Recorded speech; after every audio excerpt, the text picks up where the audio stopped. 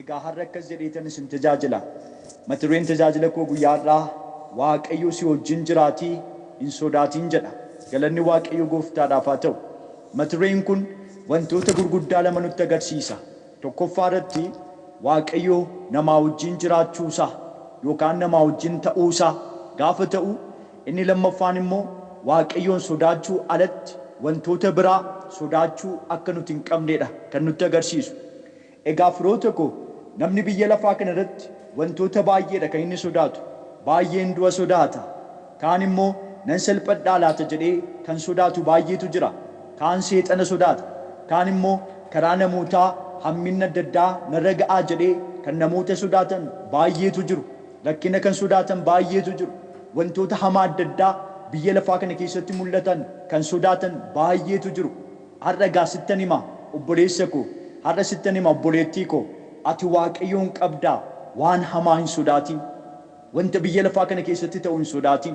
Egaa waaqayyo waaqa du'a nama oolchu akka ta'e, waaqa hundaa gochuu danda'u akka ta'e, waaqa hundaa uume akka ta'e, salphinallee nama oolchuu akka ni danda'u, hojii seexanaa nama oolchuu akka ni danda'u, hamaa karaa namaa namatti dhufu nama oolchuu akka danda'u, rakkina nama oolchuu akka ni danda'u, galaanallee addaan hiree nama ceesisuu akka ni danda'u, kana hunda qofa otoo hin taane seenaa namaa geeddaruu akka ni danda'u, wanta namatti ulfaate namarraa kaasuu akka ni danda'u hundi keenya hin beekne. Kanaaf egaa ati waaqayyoon garaa kee yookaan laphee kee guutuu amanadhu, isaaf jiraadhu, isaaf abboomami, isaaf ulfina kenni, isa qofa sodaadhu malee kan biraa wantoota biyya lafaa kana keessatti nama sodaachisan hin sodaatin. Waaqayyoon garuu sodaachuu qabna. Kutaa kana keessatti waa'ee kanaatu hin dubbatiin darbuun barbaadu. Namni waaqayyoon sodaachuutu irra jiraata. Amanaasa ta'u, amanaa ta'uu sabaatu. Namni biyya lafaa kana irra jiru waaqayyoon sodaachuu, waaqayyoof ulfina kennuu akka inni qabu dubbiin waaqayyoo iddoo garagaraatti nutti agarsiisa. Mee fakkeenya boqonnaa 14 lakkoofsa 27 irra kan jiru isiniifan dubbisa. Isa dura garuu waan tokko wanta isinitti barbaadu, nuti waaqayyoon amananneerra waan ta'eef namni waaqayyoon amanatu raafamuu akka inni hin qabne Isaayyaas boqonnaa 28 lakkoofsa 16 irratti nutti agarsiisa. Ati waaqayyoon qabdaa hin raafamin. Ati waaqayyoon amanattee jirtaa hin sodaatin. Ati waaqayyoon qabdaa hin pherpheramin. Biyyi lafaa wanti adda addaa yoo biyya lafaa keessatti mul'ate, biyya lafaa kana keessa wanti nama sodaachisu wanti baay'ee yoo jiraate, si wajjin garuu waaqayyotu jira, hin sodaatin. Waaqayyoon amanadhu. Kanarraa kan hafe hin raafamin. Sagalee waaqayyoo Isaayyaas boqonnaa 28 lakkoofsa 16 irratti kanadha kan nutti agarsiisu. Fakkeenya boqonnaa 14 lakkoofsa 26 fi 27 irratti immoo dubbiin waaqayyoo akkas jedha. Waaqayyoon sodaachuu keessa amanannaa cimaatu jira. Ijoolleen nama isa sodaatu da'oo hin argatu. Waaqayyoon sodaachuun burqaa jireenyaati. Namas futtaasaa du'aarraa deebisaa. Waaqayyoon sodaachuu keessa amanannaa cimaan akka inni jiru dubbiin waaqayyoo iddoo kanatti nutti agarsiisa. Kana qofa otoo hin taane ijoolleen nama isa sodaatu jedha. Namni waaqayyoon sodaatu akka inni da'oo argatu, akka waaqayyo isaaf da'oo ta'u, da'oo ta'ee waaqayyo akka inni isa oolchu, waaqayyo akka inni isa gargaaru kutaan dubbii waaqayyo iddoo kanatti nutti agarsiisa. Kana qofa otoo hin taane waaqayyoon sodaachuun illee burqaa jireenyaa akka inni ta'e, burqaan jireenyaa waaqayyoon sodaachuu keessa akka inni jiru, namallee futtaasaa du'aarraa akka inni deebisu.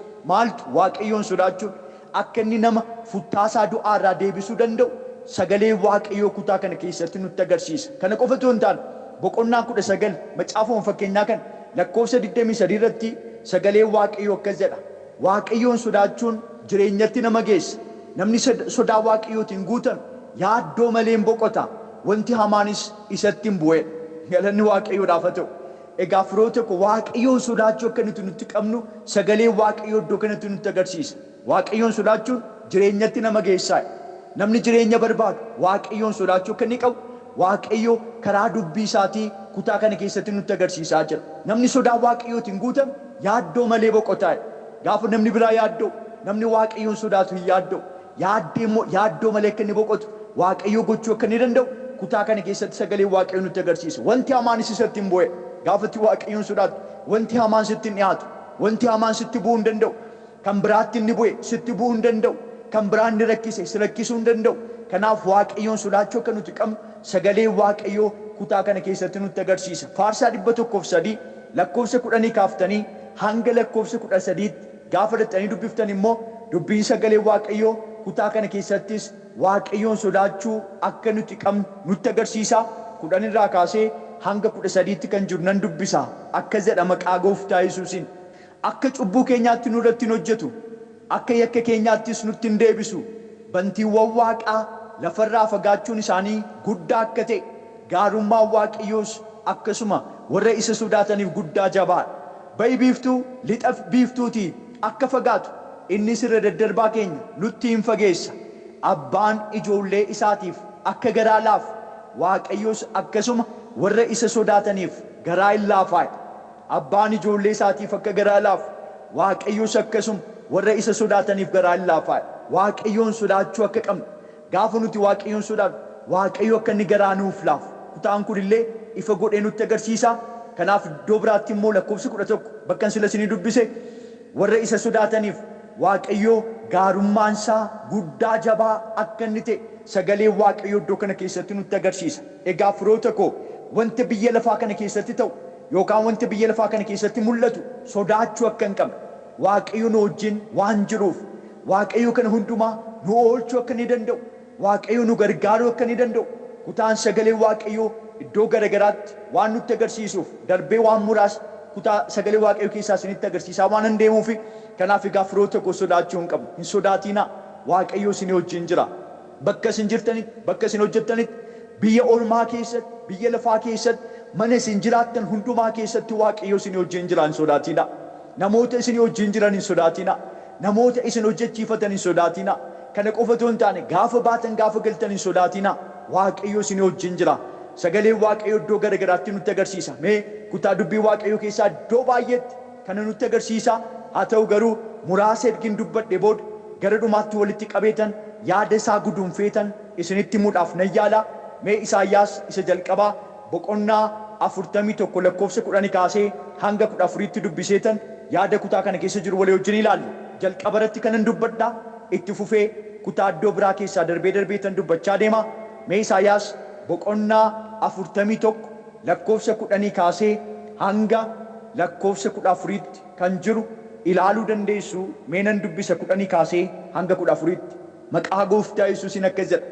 Egaa ani si wajjin waan hin jiruuf hin sodaatin. Ani waaqayyoo keetii hin na'in. Ani sin jabeessa, ani sin gargaaras. Irree qajeelummaa koo isa mirgaatiin ol sin qaba. Kunoo warri si hadheessan hundinuu iyyeella'u, in salphatus. Warri si irratti ka'anis hin dhumu malee waa hin baasan. Ati warra si irratti ka'an kana yoo barbaadde iyyuu isaanii hin argitu. Warri si lolan akka waan hin jirree hin ta'u. Ani waaqayyo gooftaa kee isa harka kee mirgaa qabee hin sodaatin. Ani sin gargaara hoo siin jedhudha. Waaqayyo inni si furu, inni qulqulluun kan Israa'el, ani ofii kootii waan hin si gargaaruuf. Yaa Yaaqoob raammoo nana, yaa Israa'el xinnayoo nana hin sodaatin jedhee dubbateera. Galanni waaqayyo gooftaadhaaf haa ta'u. Kutaa kana keessatti kan waaqayyo Yaaqoobiin si wajjinan jiraatii hin sodaatin gaafa inni ittiin jedhu argina. Homtuu waan nama sodaachisu waan hin jirreef hin sodaatin ittiin jedhe otoo hin taane ani si wajjinan jiraatii hin sodaatin ittiin jedhee waaqayyo. Kanaaf fira koo har'a sittan hima. Kan ati hin sodaanne homtuu kan nama sodaachisu waan hin jirreef otoo hin taane waaqayyo si wajjin waan jiruuf yookaan waaqayyo waan si wajjin ta'eef ati hin sodaatin. Waaqayyo ofii isaatii si gargaara. Akkasittiin jedhe waaqayyo Yaaqoobiin ani waaqayyo keetii hin na'in ittiin jedheen. Har'ati waaqayyoon qabdaan na'in fira ko. Sagalee waaqayyo iddoo kanatti Yaaqoobiin haa jedhu malee har'a Yaaqoob biyya lafaa irra hin jiru. Har'a waaqayyo sitti dubbachaa jira. Har'a waaqayyoon itti dubbachaa jira. Ani waaqayyo keetii hin na'in ittiin jedhee waaqayyo Yaaqoobiin. Har'a immoo waaqayyo anaaf siin ani waaqayyo keetii hin na'in nuun jechaa jira waaqayyo. Kanaaf har'a na'aa kan jirtu karaa adda addaatiin maalan ta'a jechaa yaadda'aa kan jirtu, pherpheramaa kan jirtu, raafamaa kan jirtu, kallattii adda addaatiin yaaddoo keessa kan galtee jirtu har'a na dhaga'i. Sagaleen kun har'a siifidha. Waaqayyo har'a sitti dubbachaa jira. Akkasiin jedhe waaqayyo. Ani waaqayyo keetii hin na'in siin jechaa jira waaqayyo. Galanni waaqayyoodhaaf haa ta'u. Itti fufee maal jedhe waaqayyo Yaaqoobiin ani siin jabeessaa ittiin jedheen. Siin gargaaraa ittiin jedheen. Waaqayyo waan nama jabeessu sodaachuu akka inni nuti hin qabne kutaan dubbii sagalee waaqayyo kana nutti agarsiisa. Waaqayyo si wajjinan jira. Hin sodaatin gaafa ittiin jedhu argina. Gaafa waaqayyo nama wajjin ta'u, waaqayyo akka inni nama jabeessu, waaqayyo akka inni nama gargaaru. Gaafa namni laafu waaqayyo nama gargaara. Gaafa namni sodaatu waaqayyo nama gargaara. gaafa namni raafamu waaqayyo nama gargaara. Raafama sana keessaa waaqayyo nama baasuu danda'a. Kanaaf waaqayyo ani sin jabeessa, ani sin gargaaras, irree qajeelummaa koo isa mirgaatiin ol sin qaba. Warri si hadheessan hundinuu yeella'u, warri si hadheessan hundinuu hin salphatus. Kanaaf ati hin sodaatin gaafa ittiin jedhu waaqayyo kutaa kana keessatti gaafa Yaaqoobitti dubbatu nutti agarsiisa. Har'a waaqayyo nuun jechaa jira. Akkasiin jedha fira koo har'a waaqayyo ani sin jabeessa, ani sin gargaara, irree qajeelummaa koo isa mirgaatiin ol sin qaba. Warri si hadheessan hundinuu hin yeella'u, hin salphatu, hin sodaatin sin jechaadha waaqayyo. Galanni waaqayyoodhaaf haa ta'u. Kanaaf har'a waa tokkoon sitti dubbadha. Kan si wajjin jiru waaqayyo jabaadha, hin sodaatin. Waaqayyo sin dhiisu, hin sodaatin. Waaqayyo sin gatu, hin sodaatin. waaqayyo sati sodaattutti dabarsee sin kennu hin sodaatin. Har'a kan si yaaddes, har'a kan si raase, har'a akka itti raafamtu kan si godhetti waaqayyo dabarsee sin kennu. Inni si fudhatee hin deemu. Ati waaqayyo kee qofa amanadhu. Ati waaqayyo kee qofa abdadhu. Ati waaqayyo kee qofaaf jiraadhu. Ati waaqayyo kee qofaaf abboomami. Ati waaqayyo kee qofa sodaadhu. Ati isa qofaaf ulfina kenni. Ati waaqayyoof ta'i. Kan biraan sodaatin waaqayyo satti dabarsee sin kennu. Waaqayyo isa keessaa si baasa. Waaqayyo si gargaara. Harka kee qabee waaqayyo si gaggeessa. Waaqayyo si jabeessa. Waaqayyo ol si qaba. Waaqayyo isa si hadheessu hundumaa akka inni yeella'u godha. Akka inni salphatu godha. Har'a fira koo sittan himaa hin sodaatin. Waaqayyoon sodaatin siin jechaadha. Galanni waaqayyoodhaaf haa ta'u. Kutaan kun waa'ee Yaaqoobiin wal qabsiisee waaqayyo har'a hin sodaatin jedhee nutti dubbachaa. Si wajjinan jira hin sodaatin nun jedhee waaqayyo nu jajjabeessaa. Ergaa kanaan waaqayyo tokkoon keenya jajjabeessaa jira. Firoota koo konferensii kana irratti waaqayyo sababaaf konferensii kana nuu qopheesse. Bara biyyi lafaa raafamaa jiru kana keessa, bara biyyi lafaa sodaachaa jiru kana keessa, bara biyyi lafaa yaaddaa jiru kana keessa, har'a waaqayyo konferensii guddaa kana nuuf qopheessee akkas nuun jechaadha. Hin sodaatinaa, ani isinii wajjinan jira. Galanni waaqayyoodhaaf haa ta'u. Egaa sodaachuun irra hin jiru jechuudha. Namni waaqayyoon qabatu hin sodaatu. Kattaasa ta'e, jagnasa ta'e, waaqayyoon namni qabu sodaachuu akka inni hin qabne dubbiin waaqayyo nutti agarsiisa. Har'a kanaaf sitti dubbadhaa. Hin sodaatiin fira ko. Waaqayyo si wajjin jira. Si ceesisa har'a waaqayyo. Isatti sodaattu kana bor dabartee agarta. Hin sodaatiin yaa fira ko. Waaqayyo an si wajjinan jira hin sodaatiin siin jechaadha. Faarsaa boqonnaa 23 lakkoofsa 4 gaafa dhaqxanii ilaaltan sagalee waaqayyo iddoo kanattis waan nutti dubbatu qaba. Kutaa kana hundi keessan beektu. Garuu lakkoofsa 4 irra kan jiru nan dubbisaa akkas jedha. Ani bowwaa dukkanaa sodaachisaa keessa yoo na deeme iyyuu hamaan anatti dhufa jedhee hin sodaadhu. Ati anaa wajjin jirta. Uleen keetiif dhaabbanni kee ana in jajjabeessu. Daawit ati anaa wajjin jirtaattiin jedhaa waaqayyoon. Kanaaf hamaan anatti dhufa jedhee hin sodaadhu. Har'a hamaa kan sodaadhu. Hamaan natti dhufaa. Hamaan na fudhatee deemaa. Har'a nan du'aa laata. Har'a nan salphadhaa laata. Rakkinni kun na fudhatee deemaa laata. Jettee kan yaadda'aa jirtu. Daawit akkas jedhee ati na wajjin jirtaa. Hamaan hin jedhe waaqayyo. Waaqayyo iddoo kanattis waan nutti dubbatu qaba. Kutaa kana hundi keessan beektu. Garuu lakkoofsa 4 irra kan jiru nan dubbisaa akkas jedha. Ani bowwaa dukkanaa sodaachisaa keessa yoo na deeme iyyuu hamaan anatti dhufa jedhee hin sodaadhu. Ati anaa wajjin jirta. Uleen keetiif dhaabbanni kee ana in jajjabeessu. Daawit ati anaa wajjin jirtaattiin jedhaa waaqayyoon. Kanaaf hamaan anatti dhufa jedhee hin sodaadhu. Har'a hamaa kan sodaadhu. Hamaan natti dhufaa. Hamaan na fudhatee deemaa. Har'a nan du'aa laata. Har'a nan salphadhaa laata. Rakkinni kun na fudhatee deemaa laata. Jettee kan yaadda'aa jirtu. Daawit akkas jedhee ati na wajjin jirtaa. Hamaan anatti dhufa jedhee hin sodaadhu. Har'a hamaan sitti dhufuu danda'a. Haala daddaatiin akka ati yaaddoftu si gochuu danda'a. Hamaan sun garuu si fudhatee hin deemu. Waaqayyo si wajjin waan jiruuf hin sodaatin. Galanni waaqayyoodhaaf haa ta'u.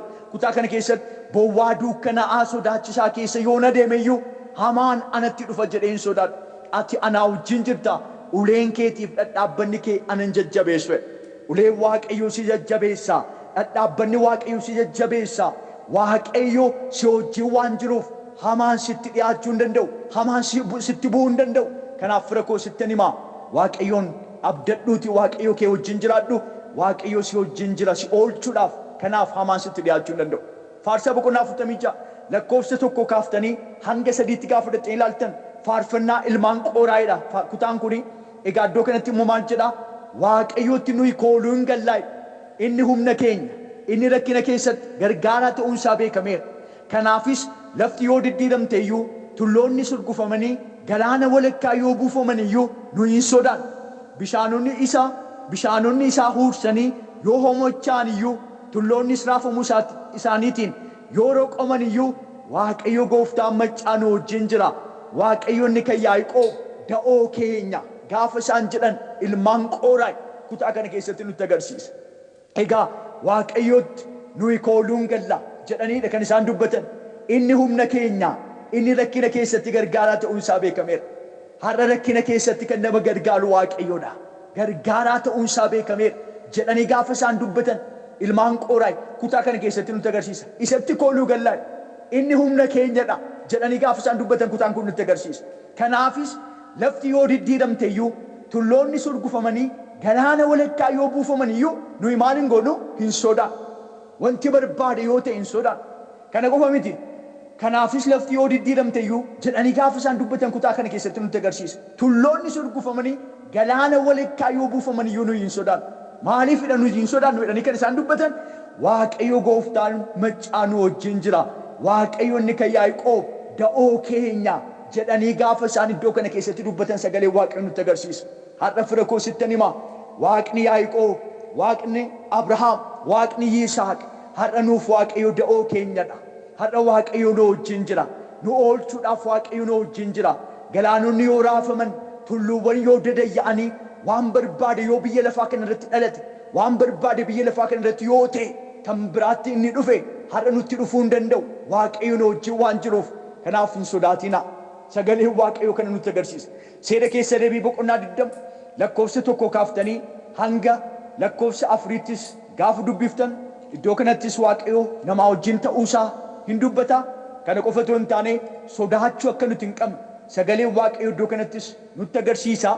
Mee keessa deebii boqonnaa 20 lakkoofsa 1 kaasee hanga 4tti kan jiru nan dubbisa. Maqaa gooftaa Yesuusiin akka jedha dhaqeetan dubbisa kutaa kana boqonnaa 20 lakkoofsa 1 kaasee hanga 4.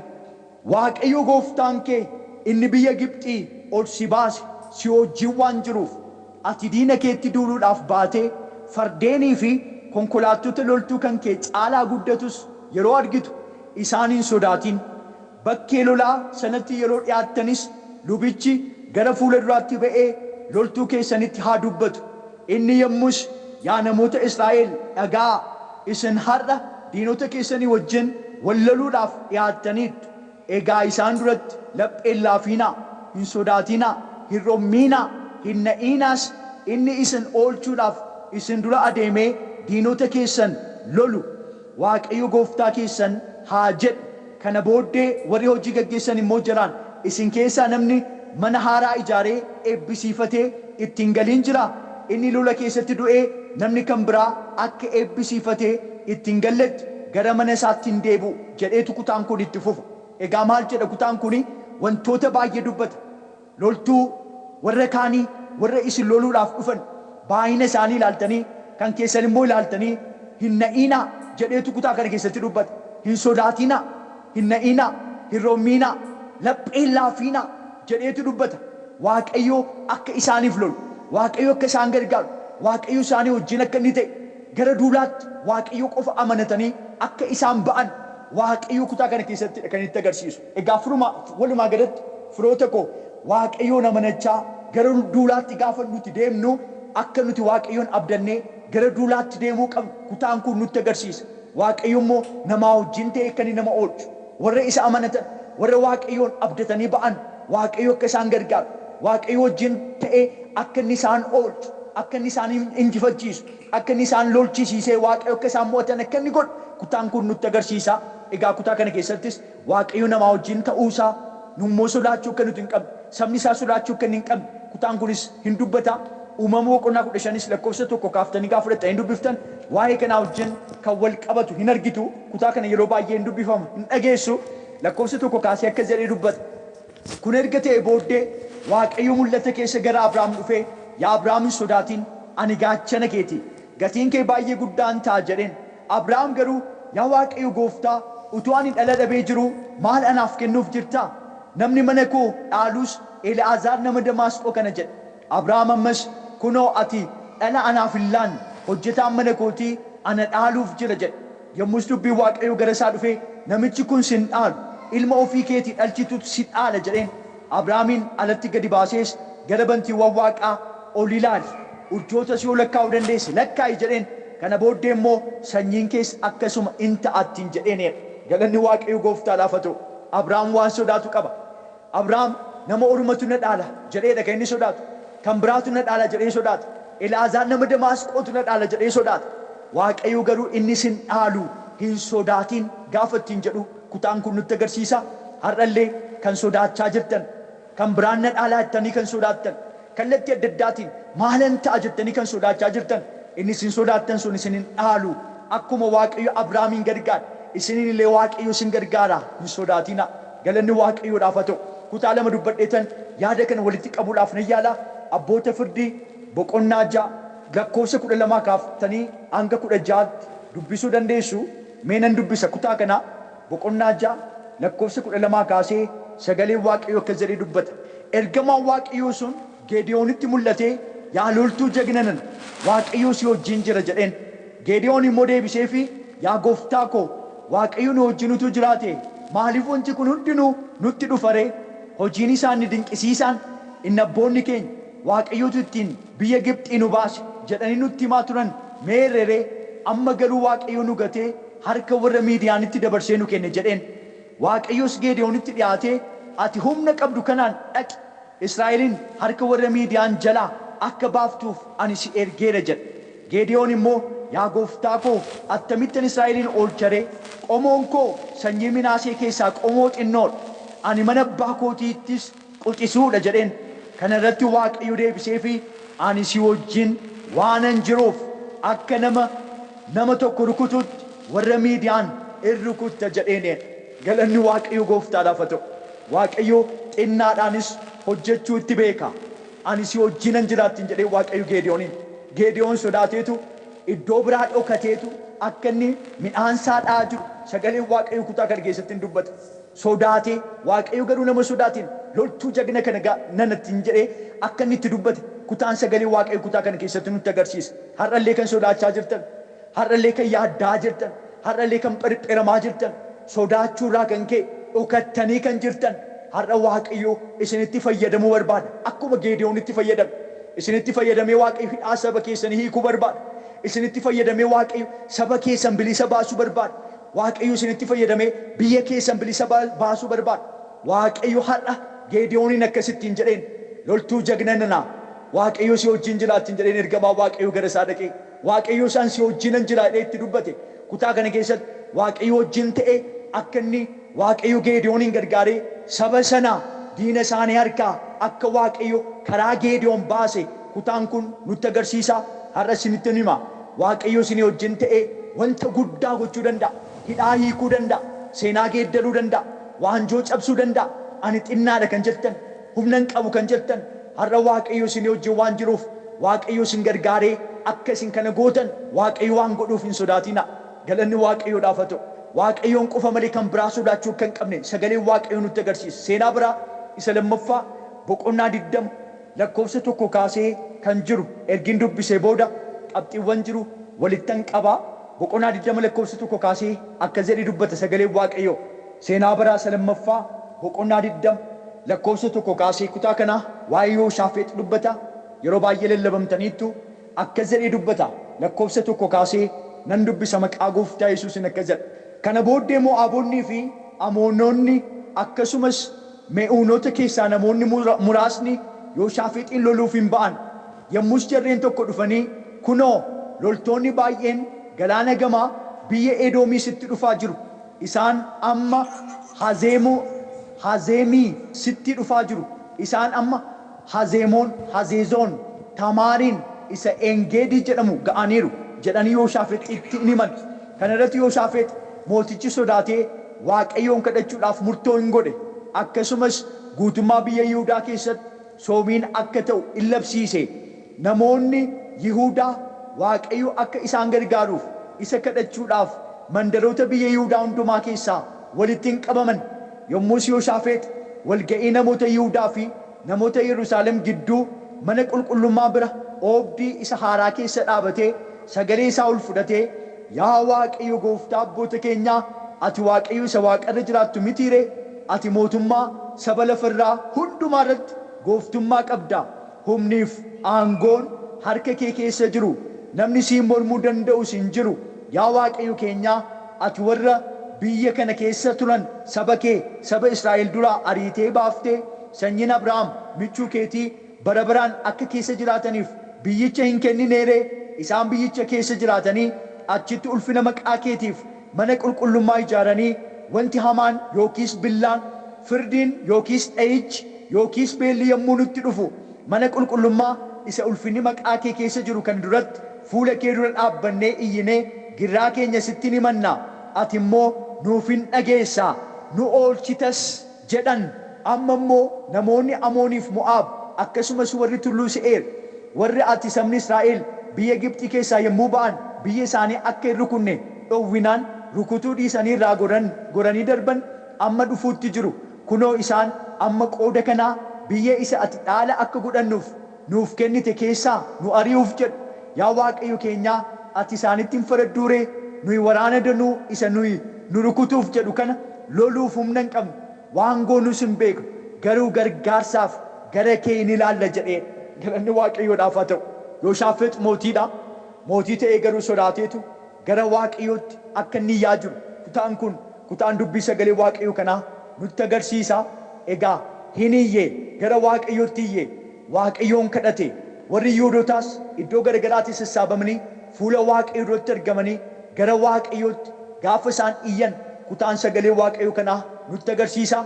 waaqayyo garuu isaanii wajjin ta'ee diina isaanii isaaniif lolee waaqayyo akka isaan injifatan akka inni godhe kutaan sagalee waaqayyo kanaa seenaa baraa lammaffaa boqonnaa 20 kutaa kana keessa gaafa dhaqxanii ilaaltan hin argitu egaa har'a waaqayyo anaaf isinitti dubbachaa diina kee kan adda addaatiin nurratti ka'e kallattii adda addaatiin warri sodaachaa jirtan warri raafamaa jirtan diina isin irratti ka'eennaan warri yaaddaa jirtan har'a waaqayyo akka isiniin jedha isinii wajjin hin jira hin sodaatinaa isiniin jechaadha galanni waaqayyoodhaaf haa ta'u mee walittan guduffaa egaa walumaa galatti waaqayyo si wajjin waan jiruuf tokkoffaa irratti yoo marfamte iyyuu in injifattaatii hin sodaa